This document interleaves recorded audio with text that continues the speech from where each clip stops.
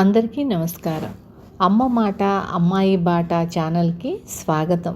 కథ చెప్పుకుందామా? మేక మేత. గోవిందయ్య చిన్నప్పటి నుంచి బాగా కష్టపడి చాలా డబ్బు సంపాదించాడు. అయినా ఆయన డబ్బు అనవసరంగా ఖర్చు పెట్టాడు. అందరూ ఆయన్ని మంచి పొదుపరి అనేవాళ్ళు. ఇప్పుడు గోవిందయ్యకు 60 ఏళ్ళు దాటింది. ఆయన తన పనులన్నీ మరెవరి మీదో పెట్టక స్వయంగా తానే చేసుకునేవాడు. ఆయన భార్య కూడా అంతే. పోతే ఆయన 3 కొడుకులు పరమ సోమరులు. వాళ్ళు దేనికి తండ్రి చెప్పిన మాట వినేవాళ్ళు కాదు. గోవిందయ్యకు 20 ఎకరాల మాగాణి భూమి ఉంది. దగ్గరుండి వ్యవసాయం చేసుకునే ఓపిక లేక కొడుకుల సాయం కోరాడు. రోజూ పొలం వెళ్ళి రావడం నానా శ్రమ అనుకొని వాళ్ళు భూమిని గ్రామంలోని మరొక రైతుకు అప్పగించారు. ఆ రైతు పండిన పంటలో చాలా వరకు తనే ఉంచుకొని తనకు తోచినది తెచ్చి గోవిందయ్యకు ఇస్తూ ఉండేవాడు. అలాగే గోవిందయ్య తన వడ్డీ వ్యాపారాన్ని చూసుకోలేక వేరే గుమ్మస్తాను పెట్టుకోవలసి వచ్చింది.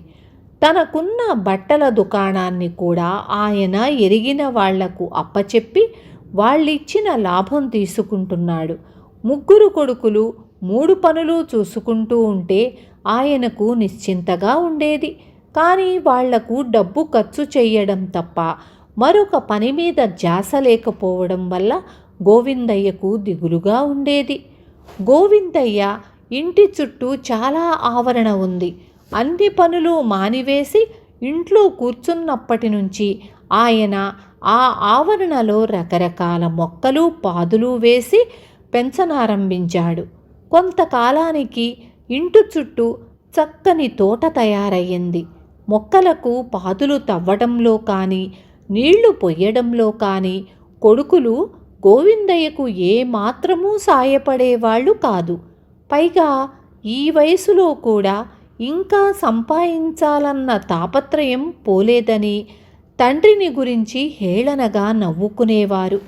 గోవిందయ్యకు తోట మీద కూడా మంచి ఆదాయం రాసాగింది. అక్కడ కాసిన కాయగూరలు, పూసిన పూలు క్షణాల మీద అమ్ముడైపోతూ ఉండేవి. అయితే అనుకోకుండా ఆయనకు ఒక పెద్ద ఇబ్బంది వచ్చి పడింది.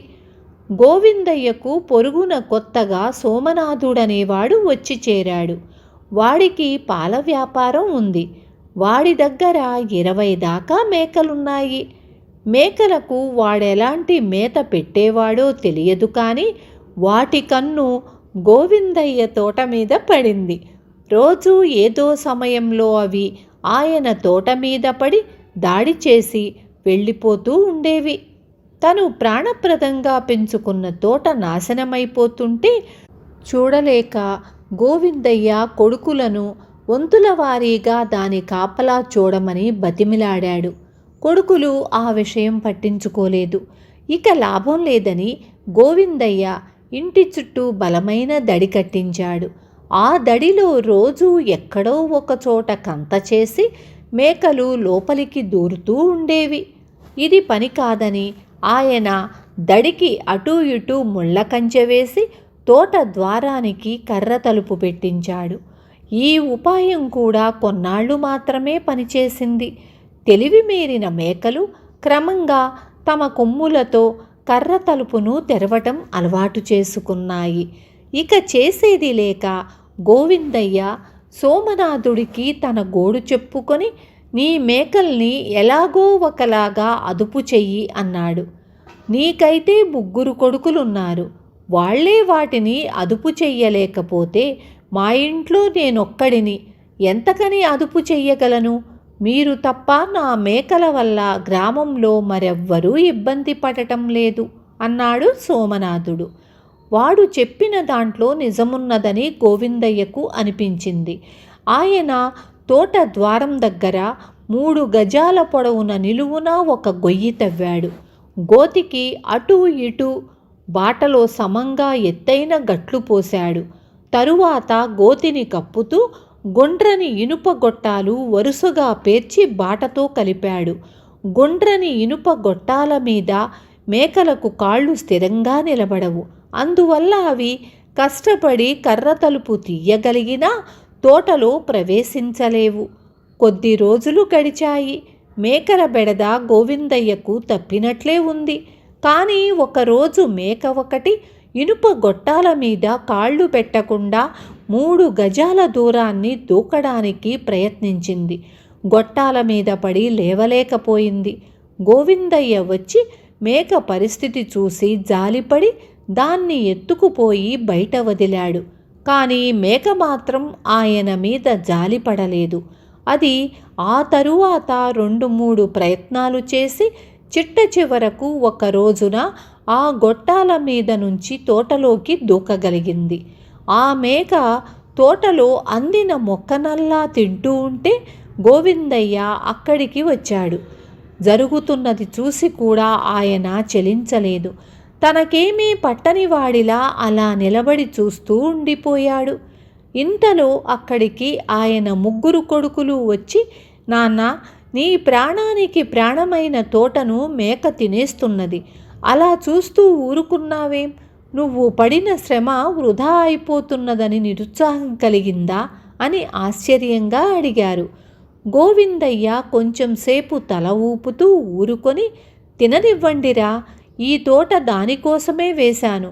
అది ఈ తోటను మేసేస్తే అందువల్ల నేను చేసిన పాపాలన్నీ నశించడమే కాక నాకు పుణ్యం కూడా వస్తుంది అన్నాడు. ఆయన కొడుకులు 3 వింతపడిపోతూ, నువ్వేమంటున్నావో అర్థం కావటం లేదు అన్నారు. మేత కోసం ఈ మేక 3 గజాల దూరం ఎంతో కష్టపడి దూకి లోపలికి వచ్చింది. ఎందుకు పనికిరాని సోమరులను ఇంతకాలం పోషిస్తున్నందువల్ల నాకు వచ్చే పాపం ఈ శ్రమజీవిని జాలితలచడం వల్ల పోయింది. ఈ రోజు నుంచి నా డబ్బు ఆస్తి అంతా ఎవరు శ్రమపడితే వారికే ఇవ్వదలిచాను అన్నాడు గోవిందయ్య. తమ ఆహారం సంపాదించుకునేందుకు ఈ మేకపాటి శ్రమ కూడా తాము చెయ్యడం లేదని గ్రహించి గోవిందయ్య కొడుకులు 3 ఎంతో సిగ్గుపడ్డారు. ఈరోజు ఈ మేక మీద జాలిపడినట్లే తమ తండ్రి రేపు ఏ దొంగ మీదనో జాలిపడవచ్చు, లేక ఏ పేదవాళ్ల కష్టాలో చూసి జాలిపడి వాళ్లకు ఆస్తి అంతా దానం చెయ్యవచ్చు. ఈ భయం మనస్సులో మెదలగానే గోవిందయ్య కొడుకులు తమ సోమరితనం మాని తండ్రి కోరిన విధంగా ఆయనకు సాయపడుతూ గోవిందయ్యను సంతోషపెట్టారు. విన్నారు కదా. రేపు మళ్ళీ ఇంకొక మంచి కథతో మీ ముందుకు వస్తాను.